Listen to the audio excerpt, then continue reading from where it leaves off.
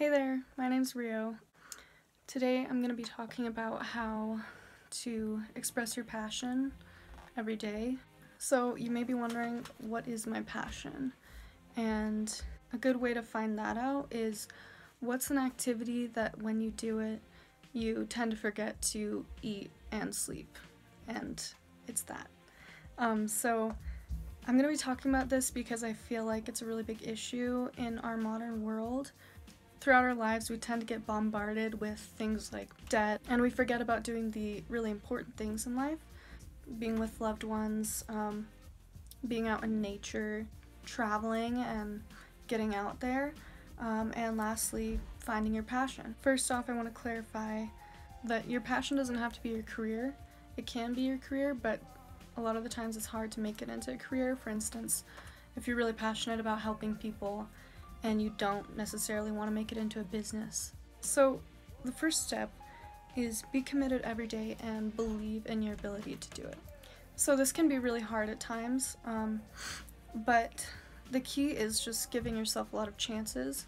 So if you don't get to it every day, just be easy on yourself and go back into it next time with the attitude of acceptance and a greater resolution to do it. And be easy on yourself. You're a human being, but at the same time, don't neglect it. Like, every single day, try to get to it. The reason why this is so important is because other people aren't going to pressure you into doing it.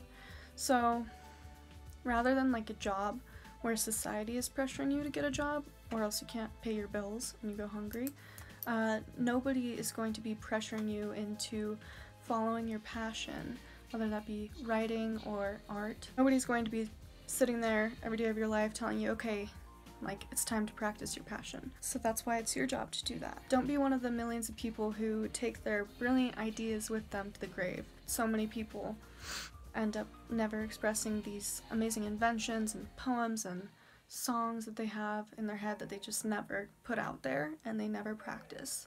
So it doesn't go anywhere. Your actions liberate others when you express your passion. So if you're really living out of inspiration, if other people observe that, then it liberates them to live their lives like that too. So step number 2 is don't make excuses.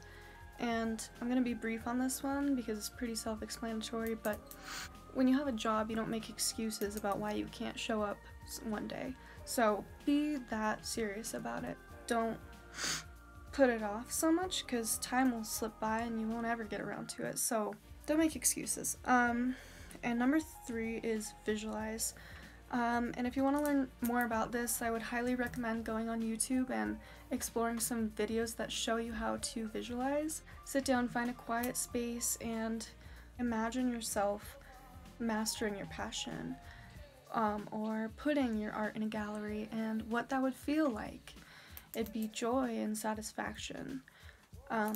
So really just feel those feelings and sit there with them, and that's all it takes. You don't have to visualize yourself. The key part is just feel those feelings, and that brings it to you faster. Set specific goals for yourself. So one of my passions is writing. So what I did is I actually wrote down the goal, and then I would write the daily goal, which for me is a page, and then the weekly goal, which is 5 to 7 pages, monthly goal, and then I had a yearly goal, which is finish the book, or be close to finishing the book. So make sure your goals are realistic, but also aim high. Number 5 is meditate, and you might be wondering, like, why is that on this list? It doesn't really fit in, but meditation is really, really important in today's modern world, especially.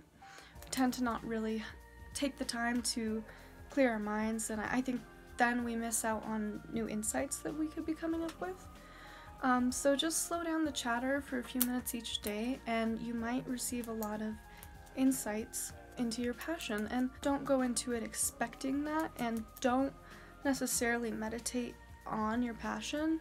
Like, just go into it with a clear, open mind and see what insights rise. Whenever a thought comes up, recognize that it's a thought, sit with it, and then let it go. That's probably my briefest explanation for how to meditate, but I hope it helps. If you are stumped or you need some inspiration, go and check out the work of others. So if you are a writer, then go check out the poems or the books of others. I don't think that anyone should write without reading the work of others, because first of all, you're not really learning, and also you're not appreciating the work of others, so how do you expect someone else to appreciate your work? It's a good practice to just check out the works of others. I need to do this more. Number 7, just practice jumping into things more with confidence. So I don't know if you've noticed this, but whenever I go into a job interview and I just do it without thinking so much and I just go into it with confidence, it ends up going a lot better and I leave a better impression.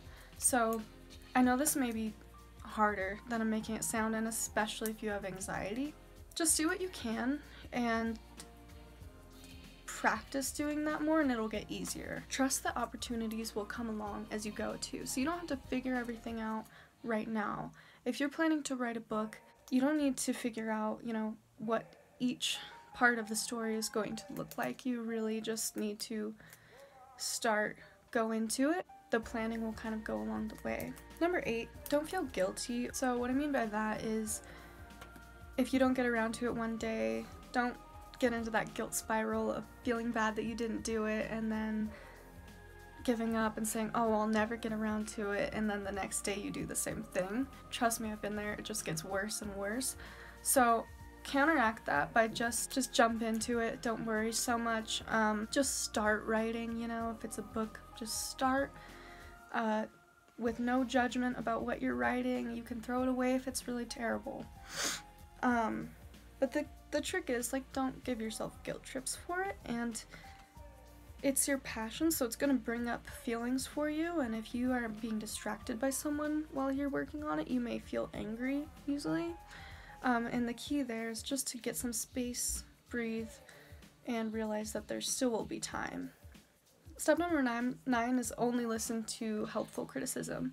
Everyone's going to have something to say about what you're doing, but you're ultimately living this life for you, so people are going to judge you, and they're going to have helpful things to say to you too, so don't completely disregard what they're saying, but definitely sometimes it's good to just be in your own world, and they're probably just jealous over that you are expressing your passion and they're not, so don't take it to heart. Don't take it personally. And going off of that, share your work too, so don't be completely in your own world. Put your art in galleries and let people read the beginning of your book and get some feedback. In order to find time, step number 10 is simplify. And by this I mean, if you are going to Starbucks excessively, ask yourself, is that really necessary? And cut out the things that you don't really need to be doing as much. Obviously, you can have time to go to Starbucks once a week, but is every day really necessary? So with the money and the time that you're putting into that, you could be putting it towards your passion, and it actually adds up. Just simplify your life, you'll clear up a lot of time. Number 11 is be solution-oriented. So if you come up against a problem like you're having writer's block, instead of getting all caught up in this problem and getting all emotional over it, just be solution-oriented and think to yourself, well, how can I overcome this writer's block? Don't get too caught up in the problems and the obstacles that you face when you're working on your passion. That's something that's huge. It's like anything. If you're learning an instrument and you keep messing up over the same part, don't just throw up your hands and say, I can't do it. Just keep believing in yourself. And the last step is just take small steps. Don't start off wanting to become president of the United States if you've never been politically involved in your life. Be realistic and set smaller goals so that when you reach those smaller goals, you can feel a sense of accomplishment and be inspired to keep going. So that's all for today, and I hope that helped. If you have any questions, leave comments below. I'm going to be posting new videos regularly, hopefully once a week. So subscribe to my channel, please. I'll be talking a lot about topics like this and spirituality. So thanks for watching, and have a great day.